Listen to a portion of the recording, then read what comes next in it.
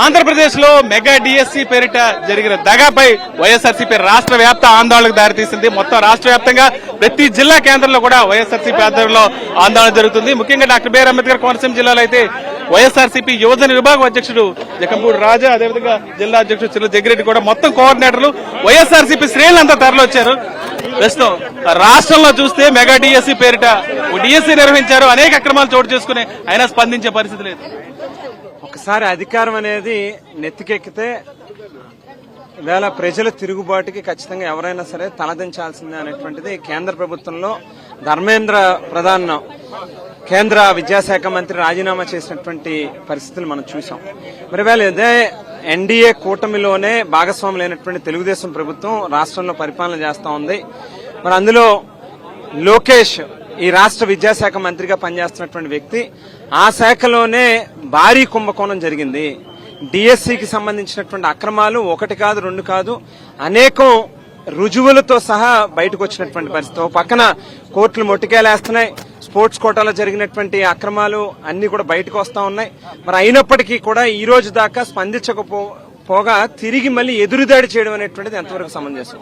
మరి అందుగురించే ఈవేళ రాష్ట్ర వ్యాప్తంగా వైఎస్ఆర్ కాంగ్రెస్ పార్టీ యోజన విభాగం విద్యార్థి విభాగం తరఫున ఇచ్చినటువంటి పిలుపు మేరకు స్వచ్ఛందంగా వేల మంది ఎక్కడికక్కడ విద్యార్థులు గాని యువకులు గాని యొక్క కార్యక్రమంలో పార్టిసిపేట్ చేశారు. మరి ఒకటే డిమాండ్ చేస్తా ఉన్నాం ఈ ప్రభుత్వాన్ని, తక్షణమే లోకేష్ నైతిక బాధ్యత వహిస్తూ తన మంత్రి పదవికి రాజీనామా చేయాలి. కేంద్ర ప్రభుత్వం ఏదైతే చేసిందో దాన్ని స్ఫూర్తిగా తీసుకుని మీరు ముందుకు రండి అని చెప్పి అడుగుతా ఉన్నాం. లేని పక్షంలో ఇవాళ ఢిల్లీ రాజధానిలో కాక్రోచ్ జనతా పార్టీ అనేటువంటి ఒక అనార్గనైజ్డ్ యూత్ ఆర్గనైజేషన్ ద్వారానే ఈవేళ కేంద్ర ప్రభుత్వం తాలూకు పునాదులు కదిలిస్తే ఇవాళ రాష్ట్రంలో ఈ యువత తరపున మాట్లాడడానికి గొంతెత్తడానికి ఈ ప్రభుత్వాన్ని నిలదీయడానికి ఒక బలమైనటువంటి రాజకీయ శక్తిగా ఉన్నటువంటి జగన్మోహన్ రెడ్డి గారు కానీ వైఎస్ఆర్ కాంగ్రెస్ పార్టీ కానీ ఖచ్చితంగా ఉంది. తక్షణమే ఇమీడియట్ గా రాజీనామా చేయాలి అని చెప్పి డిమాండ్ చేస్తా ఉన్నాం.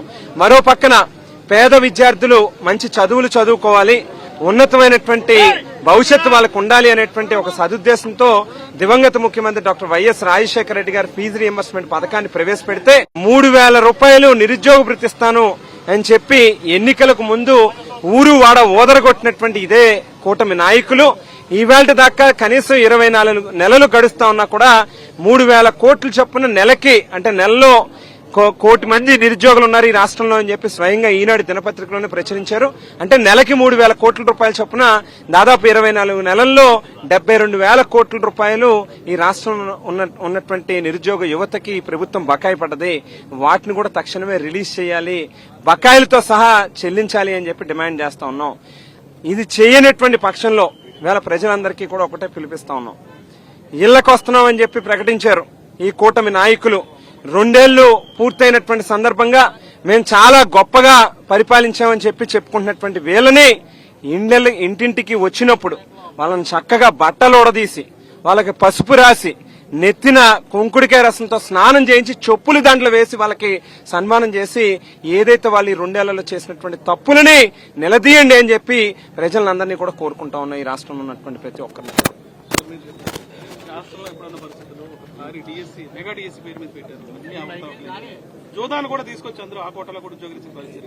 ఇదేమి మెగా డిఎస్సీ కాదు, ప్రజలను మోసం చేయడానికి దోపిడీ విధానం మొదలు పెట్టారు వీళ్ళు. రావటమే సంపద సృష్టిస్తామని చెప్పినటువంటి చంద్రబాబు నాయుడు గారు చెప్పారు. అమాయకమైనటువంటి ప్రజలు రాష్ట్రానికి సంపద అనుకున్నారు.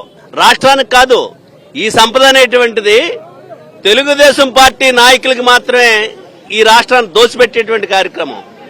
ఈ రాష్ట్రంలో ఉన్నటువంటి యువతనందరినీ కూడా చాలా మోసం చేసి, ఇప్పుడు సోదరుడు రాజా చెప్పినట్టు ప్రజల్ని మోసం చేయడానికి ఎన్ని విధాలు అయితే ఉన్నాయో అన్ని విధాల కూడా వాళ్ళు అవలంబించారు. చాలా దారుణమైనటువంటి విషయం. ఈవేళ కేంద్రంలో ఉన్నటువంటి ప్రభుత్వంతో కూటమిలో ఉన్నారు వీళ్ళందరూని. కేంద్రం ఒక నిర్ణయం తీసుకుని ధర్మేంద్ర ప్రధాన్ని రాజీనామా చేయించింది. మరి అటువంటి నిజాయితీ మీకు లేదా? అంటే ఏమనుకుంటున్నారు మీరు? కూటమిలో అంటే ఆ కూటమి అక్కడ ఒక నిర్ణయం తీసుకుంది, ఇక్కడ కూడా ప్రజలు పెద్ద ఎత్తున రోడ్ల మీదకి రావాలి, వస్తారు. మీరు చేసినటువంటి తప్పుడు విధానాలు డిఎస్సీలో ఏం జరిగిందనేటువంటి చాలా చాలా చాలా ఆధారాలతోటి మన నాయకుడు జగన్మోహన్ రెడ్డి గారు చూపించాడు అన్నిని. ఒకటి కాదు రెండు కాదు అనేక ఆధారాలు చూపించాడు. మీరు చేసినటువంటి అవినీతి ఏంటో చెప్పాడు. పేకాట్నే జోజాను కూడా తీసుకొచ్చి డిఎస్సి అనేటువంటి చెప్తుంటే ఇంతకంటే స్పోర్ట్స్ కోట అంటే పేకాట్ కూడా స్పోర్ట్స్ అనేటువంటి చెప్తున్నారంటే ఏమనుకోవాలి మిమ్మల్ని అలానే? దారుణమైనటువంటి విషయంలో ఈ రాష్ట్ర అధికారాన్ని వాడుతున్నారో ప్రజలు ఖచ్చితంగా రోడ్డెక్కి మిమ్మల్ని చీడ్చుకొట్టేటువంటి రోజు తొందరలోనే ఉందనేటువంటి విషయాన్ని మాత్రం మీరు గమనించాలి. వాస్తవంగా ఏదైతే ఈ జనరేషన్ తక్కువ అంచనా వేసి ఏదైతే కేంద్ర ప్రభుత్వం కొన్ని తప్పులు చేస్తే దానిని నిలదీస్తూ జంజీ అదేవిధంగా కాక్రోచ్ పార్టీ అనేటువంటి ఒక అనార్గనైజ్డ్ పార్టీ ఇవాళ కేంద్ర ప్రభుత్వాన్ని సైతం కిందకు దిగొచ్చేలా చేశారు.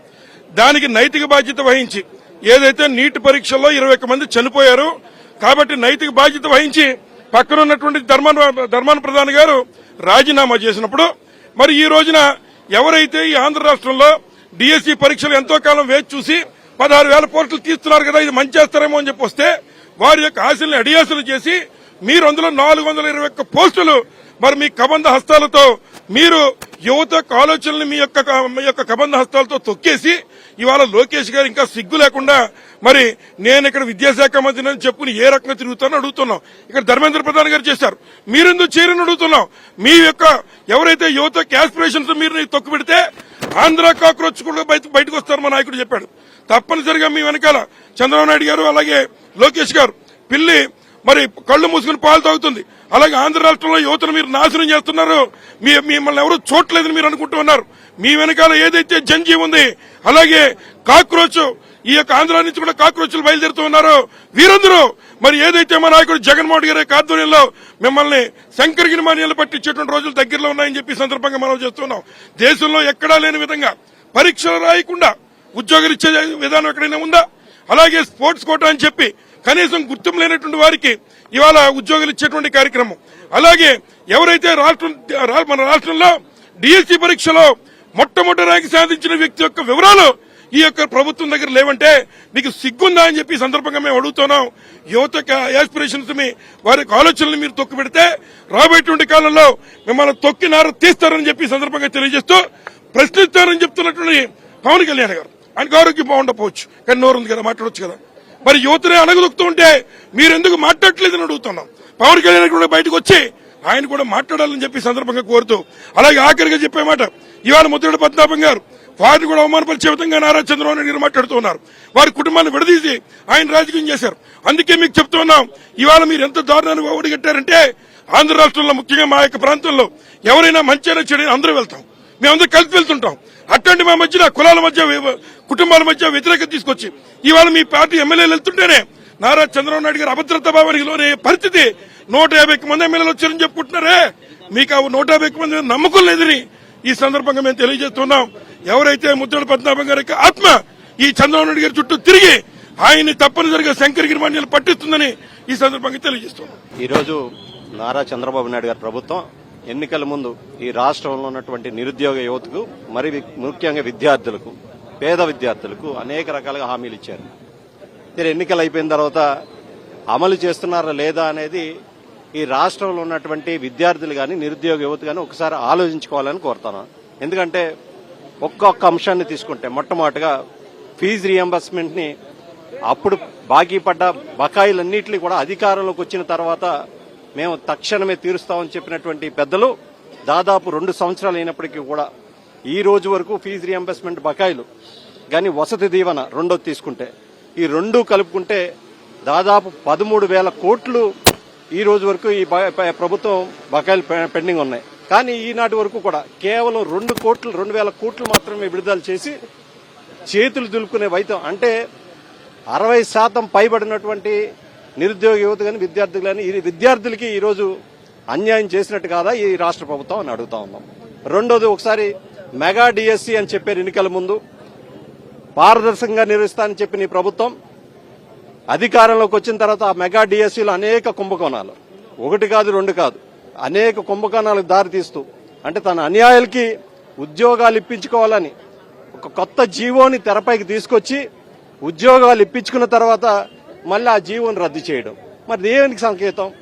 ఈరోజు కేంద్ర ప్రభుత్వంలో ఒక నీట్ పరీక్షను ప్రశ్నాపత్రం లీక్ అయిన సందర్భంగా కేంద్ర ప్రభుత్వం మెడలు వంచి విద్యార్థులందరూ కూడా పెద్ద ఎత్తున నెల రోజుల పాటు ఉద్యమం చేసి కేంద్ర ప్రభుత్వం మెడలు వంచి ధర్మేంద్ర ప్రధాన్ ఏదైతే విద్యాశాఖ మంత్రి గారు ఉన్నారో వారిని రాజీనామా చేసే స్థితికి తీసుకొచ్చారు.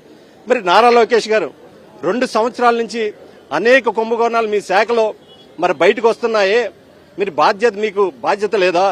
ప్రజలకు సమాధానం చెప్పాల్సిన బాధ్యత లేదా? ఈ రాష్ట్రంలో నిరుద్యోగ యువతకు విద్యార్థులకు సమాధానం చెప్పాల్సిన బాధ్యత లేదా? మేము వైఎస్ఆర్ కాంగ్రెస్ పార్టీ తరఫున ఒకటే డిమాండ్ చేస్తున్నాం. మీ వైఫల్యానికి, మీ అవినీతి కుంభకోణాలకి మీరు బాధ్యత వహించి తక్షణమే రాజీనామా చేయండి, లేదా నారా చంద్రబాబు నాయుడు గారిని కూడా వెంటనే నారా లోకేష్ ని బర్తరఫ్ చేయండి కేబినెట్ నుంచి అని మేము వైఎస్ఆర్ కాంగ్రెస్ పార్టీ నుంచి డిమాండ్ చేస్తున్నాం. మరొక విషయం, ఎందుకంటే చిన్న ఉదాహరణ, జగన్మోహన్ రెడ్డి గారి హయాంలో ప్రభుత్వ పాఠశాలల హాజరు సంఖ్య పెరిగింది. మరి ఈ 2 సంవత్సరాల్లో దాదాపు 5 లక్షల మంది ప్రభుత్వ పాఠశాల నుంచి అంటే హాజరు సంఖ్య ఏదైతే ఉందో తగ్గిపోయిన పరిస్థితి. మరి ఇది మీ వైఫల్యం కాదా అని అడుగుతా ఉన్నా. అంటే పూర్తిగా విద్యా వ్యవస్థని నిర్వీర్యం చేసిన ఈ ప్రభుత్వం తక్షణమే నారా లోకేష్ గారిని బర్తరఫ్ చేయాలని వైఎస్ఆర్ కాంగ్రెస్ పార్టీ నుంచి డిమాండ్ చేస్తా ఉన్నాం. వైఎస్ఆర్సీపీ నాయకులు స్పష్టంగా చెప్తున్నారు. ముఖ్యంగా విద్యాశాఖ నిర్వహించడంలో పూర్తిగా విఫలమైన నారా లోకేష్ ని బర్తరఫ్ చేయాలని డిమాండ్ చేస్తున్నారు. లేదంటే వైఎస్ఆర్సీపీ ఇంకా పెద్ద ఎత్తున ఆందోళన దిగుతుందన్న విషయాన్ని స్పష్టం చేస్తున్నారు. అమలాపురం నుంచి విద్యాశాఖ సరీష్, సాక్షి న్యూస్.